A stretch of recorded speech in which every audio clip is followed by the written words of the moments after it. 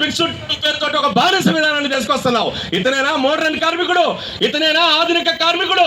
నువ్వు ఈ కార్మికుడు ఆధునిక కార్మికుడు కాదు, మధ్య యుగాల్లో బానిస కార్మికుడు తయారు చేయబోతున్నావు. ఖబర్దార్ మోడీ, దీన్ని మేము అంగీకరించే ప్రసక్తే లేదని మనం ఈ రోజు నిరసనల ద్వారా ప్రభుత్వానికి చెప్పదలుచుకున్నాం. అంతేకాదు 1930 చట్టాలు పనికిరావంట. ఎందుకు పనికిరావు? 1926లో కార్మిక చట్టం వచ్చింది. ఇవాళ నీ బిఎంఎస్ ఉంది. నీ బిఎంఎస్ ఎట్ట నడుస్తుంది? ఏ చట్టం ప్రకారం యూనియన్ పెడుతుంది? 1926 కార్మిక చట్టం ప్రకారం పెడుతుంది. ఇవాళ కోడ్లో ఏం పెట్టావు? ఇండస్ట్రియల్ రిలేషన్ కోడ్లో ట్రేడ్ యూనియన్లు పెట్టుకోవచ్చు, 100 మంది కార్మికులు ఉంటే పెట్టుకోవచ్చు, అప్లై చేసుకోవచ్చు. కానీ అన్ని అప్లై చేసుకున్న తర్వాత దానికి రిజిస్ట్రేషన్ ఇవ్వాలా వద్దా, గ్రాంట్ చేయాలా వద్దా అనేది ప్రభుత్వం నిర్ణయిస్తుందంట. అంటే మనం అన్ని సక్రమంగా ఫైల్ వేసినా కూడా యూనియన్ రిజిస్ట్రేషన్ కాకుండా ఉండే అవకాశం లేబర్ కోడ్లో పెట్టాడు, ఐఆర్ కోడ్లో. ఇంకొకటి ఏం చేశాడు?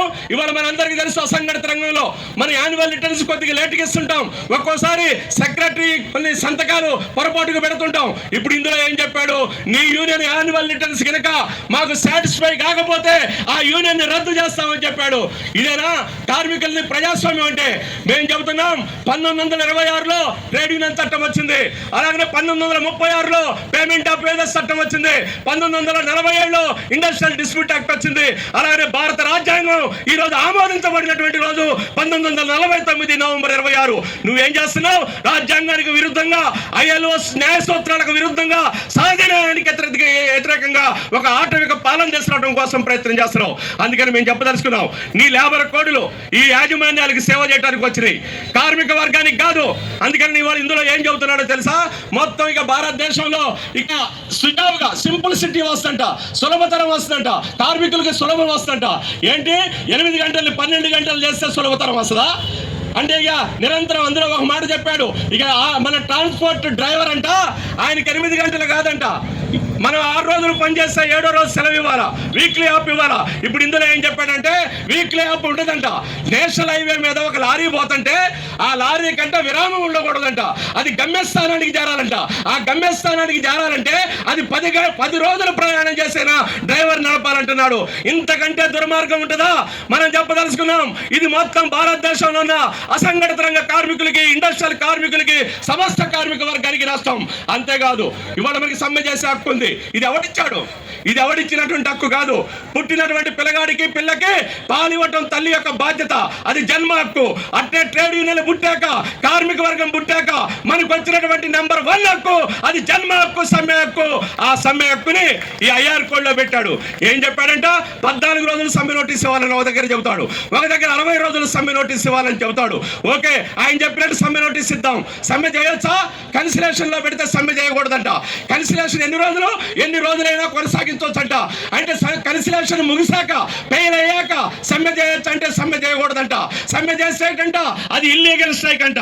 సమ్మె చేసినోడిని, సమ్మెకి పురుగొల్పినోడిని, సమ్మె నోటీస్ ఇచ్చినోడిని జైలుకు పంపుతాడంట. మనం చాలా సమ్మెలు చేస్తున్నాం, చాలా ఉద్యమాలు చేస్తున్నాం. ఇక్కడ వచ్చిన రైతు సంఘాలు, అనేక మంది ప్రతినిధులు, విద్యార్థి సంఘాలు మన సమ్మెలకు మద్దతు ఇస్తాయి. ఈ లేబర్ కోడ్లో ఏం పెట్టాడో తెలుసా? ఇక సమ్మె చేసినోడే కాదు, సమ్మెకు మద్దతు వచ్చినోడిని కూడా జైలుకు పంపుతున్నట్టున్నాడు. మనం చెప్పదలుచుకున్నాం, మేము జైలుకు పోవడానికి సిద్ధం, నిన్ను గోరీ కట్టిన తర్వాతనే మేము జైలుకు పోతామని చెప్పదలుచుకున్నాం.